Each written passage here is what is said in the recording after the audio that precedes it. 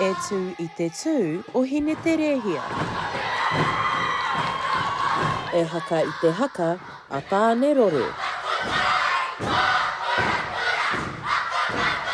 Tino pahau ki te tū me o ku hoa, o ku kahanga, kia whakakanohi i te Tauihu o te waka, me tō mātou kura no hoki. Huia mai ngā kapa teina puta noa i te Tauihu o te waka a Māui ki te whakataetae o Kia Hūkere te hoi.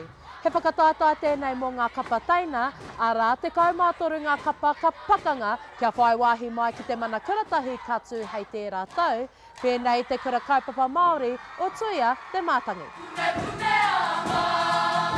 Kei te pēhea te kapa i tēnei wā. Tino a mai ahau, ko tēnei toku wā tuatahi. Kai hihia mātou i te toa, nā te mea ka whakaro rātou he tino pai mātou. He pai ngā kai ako, tino rawe te ako ki tō rā te taha. Kore ka umeni. E hara i te mea he tau hou tēnei kura ki ngā mahi haka.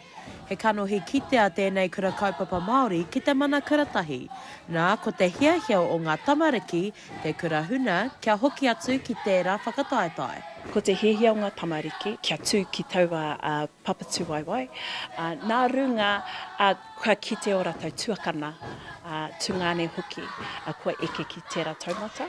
Ka kite he tauhau i tō mātou kapa, maha o rātou ko tēnei o rātou tuatahi. Ko te kūwata o te kapa nei, kia whakatairanga i te kaupapa ko te tia nei ki te manawa, ki roto i tēnei tū. Ko te aho matua, kia wairua Māori, kia tangata Māori, kia rea Māori. Nā runga ko tēnei Te Kura Kaupapa Māori. Anake, kei Te Tauihu o Te Waka Māui. Ko te Kura Kaupapa Māori o Tuia te Matangi me Te Pitau Whakarei tērā e whakakanohi ana i Te Tauihu hei tērā tau ki Te Mana Kuratahi.